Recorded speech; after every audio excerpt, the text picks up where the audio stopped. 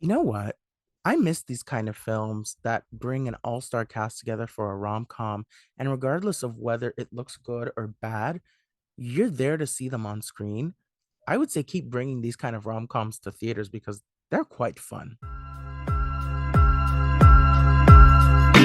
Hello, everyone, and welcome back to For the Agenda. If you're new here, welcome. My name is Huang, and on this channel, I essentially watch mainstream content and let you know if it's worth your time because your time is valuable, and no one should tell you otherwise. Today, I'm here to talk to you about the newest film, Maybe I Do. Now, this film hit theaters like towards the end of January, the last week of January, and it is a romantic comedy. And this film is about Michelle and Alan. They're in a relationship, and they decide to invite their parents over to finally meet about talking about marriage. And it turns out the parents already know one another quite well, which lead to some differing opinions about marriage and some really interesting scenarios, I will say. Now, you probably are like, I think I've seen this kind of film before. Personally, I love this kind of cliche rom-com. I like to see how they reinvent stuff, if they reinvent stuff, or if it's kind of the same as usual. And if it's funny, works out even more.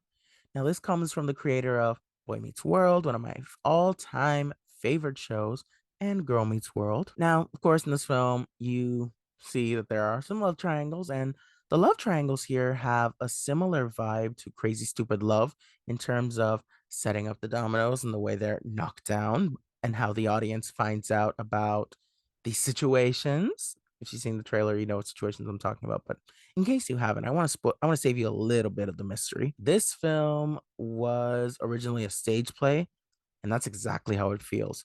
It is very dialogue heavy. You know, it feels more like a play than a movie. At times, the conversations don't always feel real.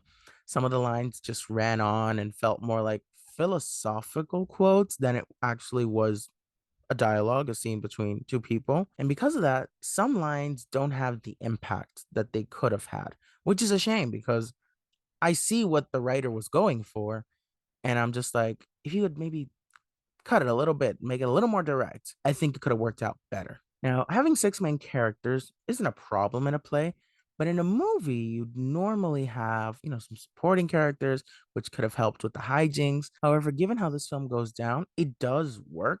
I just think it could have worked better had there been a bit more comedy, honestly. I did enjoy my time with these characters and I did enjoy meeting them, but I wanted more jokes. I feel like it wasn't as funny as it could have been, and that goes back to the script itself. It took so long to maybe get to a punchline that you're just like, well, by the time you got there, I kind of lost the interest in the joke, which in comedy is like a sin. I'd have been faster and quicker because in comedy, timing is everything. It can either make a joke land or it can make it seem awkward. And some jokes, which could have landed, felt awkward because of it. But I will say, this film has an all star cast. My favorite was William H. Macy. He had, I feel, some of the funniest lines and the best delivery. He knew how to make that script work. I also really liked Emma Roberts. I feel like she's a rom-com darling. She is so good in this genre, and I really liked her work here. She not only brings her character to life, but she also makes you root for her, which is great. She's really good at knowing how to play her characters in a rom-com, and I appreciate that. And her chemistry with Luke Bracey is great. If you've seen Holiday, this is the second film they're on together and they're really good together. They have really good chemistry. Susan Sarandon, she's always a delight. It's great to see her. And here she reminds you of how good she is. For me, those three were the standouts. While the film has some funny moments, there are some jokes that land. It is essentially very charming, but it's very cheesy. And because of that, the film ends up being maybe a little too predictable. You know how the story is going to start and how the story is going to end, but the journey was still refreshing to go on.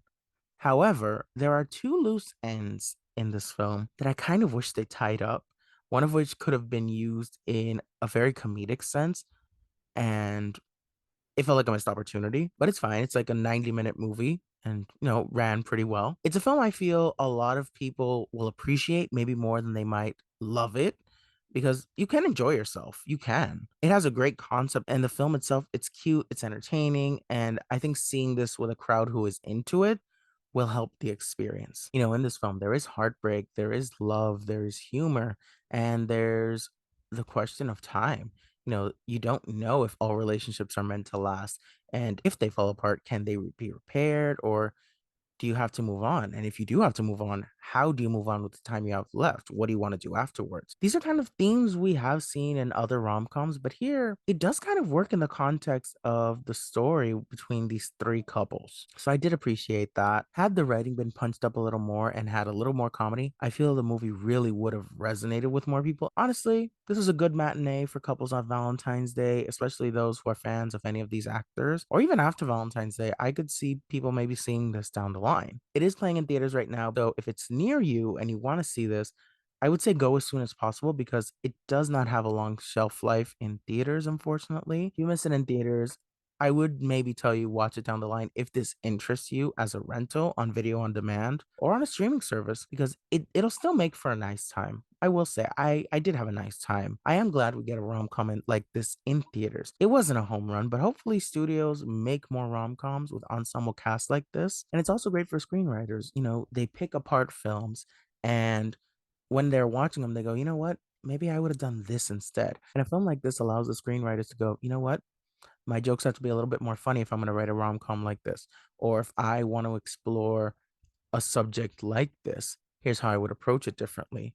And it's a good study for them. So there's going to be an audience for this. My rating for this is going to be a 6 out of 10. Originally, I was going with a 7, but the more I sat with it, the more I realized that it doesn't stick with me like I wanted to. I thought it was a nice way to enjoy the afternoon. Again, really good matinee. I would say if you're interested in it, you should probably check it out. If this doesn't seem like your kind of film based on the trailer, I would maybe tell you to watch something else. It's all up to you. It's all up to your taste. I had a good time with Maybe I Do, but I didn't have as great of a time as the trailer promised I was going to have. And that's unfortunate, but it is still a good time. So it's up to you. That is my review of Maybe I Do. Thank you for watching. If you like this video, you can hit the like button and subscribe. I'd greatly appreciate it. And you can follow me on Twitter and Letterboxd at Leading Mohicans. And remember, regardless of what others feel about the things you love, it is always for the agenda. Bye.